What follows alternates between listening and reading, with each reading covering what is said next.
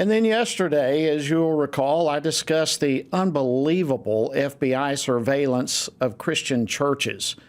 Well, it's fitting what appears to be a growing pattern of this agency, where they have been weaponized against political opponents. Well, here's the big question. Can the FBI be saved? It's gone rogue. I'll be discussing this with Kyle Seraphin. He's a former FBI agent and the initial whistleblower who exposed so much of the malfeasance that currently is taking place. And then we've got more breaking news coming from the Show Me State. Missouri Attorney General Andrew Bailey announced this afternoon that he has issued an emergency regulation to end the transgender procedures for minors in his state. This is the first in the nation of this type. And it all started with an investigation into a rogue clinic at the Washington University in St. Louis.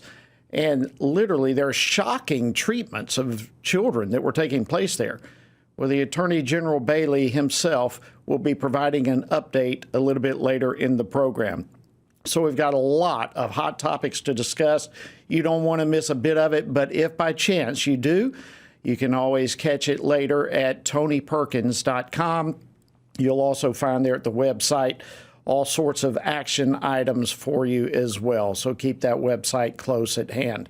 All right, let's jump into our first topic.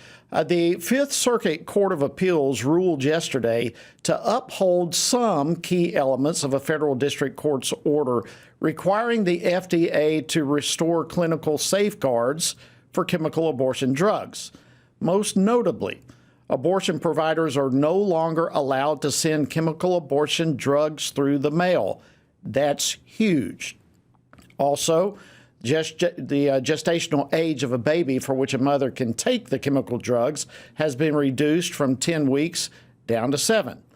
Joining me now to discuss this is Lathan Watts. He's a Vice President of Public Affairs with ADF, the Alliance Defending Freedom, which is the organization that brought the initial lawsuit against the FDA. Lathan, welcome back to Washington Watch. Thanks for having me. Well, listen, let's just begin with your overall reaction to the court's ruling last night. Well, it's really a win for health and safety for women and girls in this country. As you mentioned, the Fifth Circuit upheld Judge Kaczmarek's order in part, the part of it that restored those safeguards. And that is very important because the FDA had removed those in order to basically create a nationwide mail order abortion market. And those safeguards, they're crucial to protect the health and the safety of the women and the girls who would be taking these pills. So it is a victory. It is a step in the right direction, and we're grateful for that win.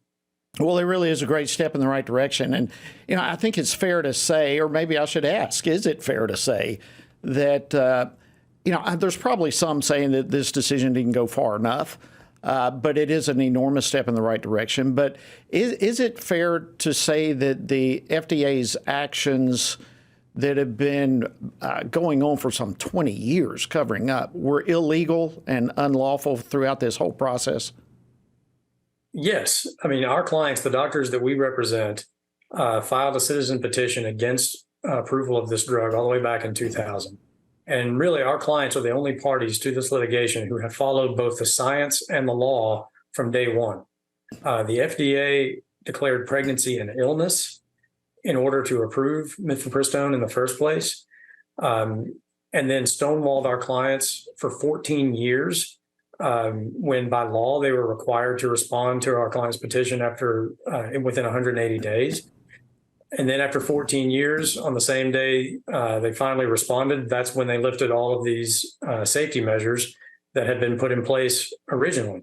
And so this litigation is certainly about bringing health and safety back to the women and the girls who would be prescribed this drug, but it's also about bringing accountability to the FDA. These unelected bureaucrats have now acted with impunity through 5 different presidents. And it is high time that some accountability be brought to that agency. And we're grateful that the Fifth Circuit has taken a big step in the right direction. Yeah, it's just absolutely unbelievable to me that it's taken this long. I mean, to have a federal agency deliberately hide and cover up and refuse to comply with the law is phenomenal to me. Yesterday, the Biden administration's task force on reproductive health access had another meeting. I believe it was their third meeting, and Vice President Kamala Harris was there. I want to play a clip of what she said and get your reaction to this. We have, in effect, a situation where politicians and politics have driven lawyers to go to a court of law where a judge, who is not a medical professional, is making a decision to undo the ruling over 20 years ago of the FDA. I mean, it's unbelievable. I mean, let's start. I think it's fair to say she's probably not a healthcare professional herself. But the problem was 20 years ago, what they did was illegal. I mean, this is stunning. What your reaction to this? Yeah, exactly. And you don't have to be a medical professional. Anyone who has sat through a high school biology class knows that pregnancy is not an illness. It is a natural condition of humanity. And so, yes, it has been 20 years. It would not have taken 20 years had the FDA complied with its own rules. But because they didn't, it has taken us this long to get the case to court and finally bring some accountability to the FDA. Yeah, and she also certainly, and this implication is not just coming from her, but the argument is that the decision by the Fifth Circuit was all politically driven. It's just the opposite, it seems to me, even 20 years ago. The reason they ignored the law, the FDA, was for political reasons. They tried to push this thing because that was the agenda of the left, to make abortions more accessible. So the whole argument that this decision was politically driven is absolutely upside down, isn't it? Yes, I mean, this decision in our litigation from day one has been about maintaining the rule of law, holding the FDA accountable for its own actions when it violates its own rules. The FDA, all the way back in 2000, as we've said, abandoned its mission to protect the health and safety of consumers in favor of advancing a political agenda to create a mail order abortion regime in this country. And had they complied with their own rules, this litigation would have been brought much sooner, and this could have been resolved years ago, but they didn't. And so that's why we're here today. Well, I think that's a great point. I mean, obviously, one of the big reasons the FDA exists is for safety. And they did not even do the research on the safetiness of this drug, at least not in any kind of thorough fashion. Is that correct? That's correct.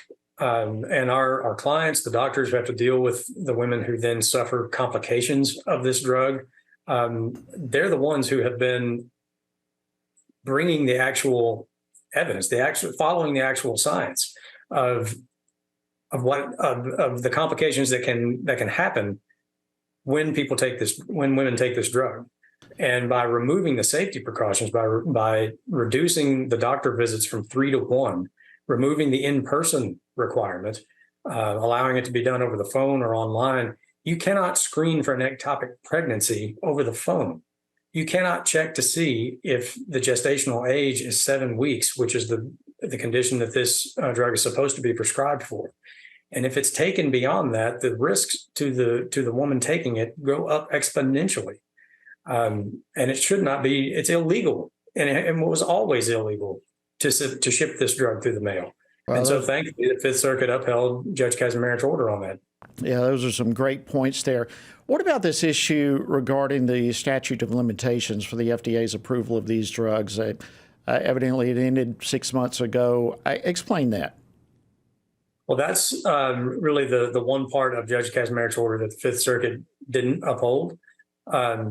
So the FDA, the Biden administration has already said they're going to appeal the Fifth Circuit's decision to the Supreme Court.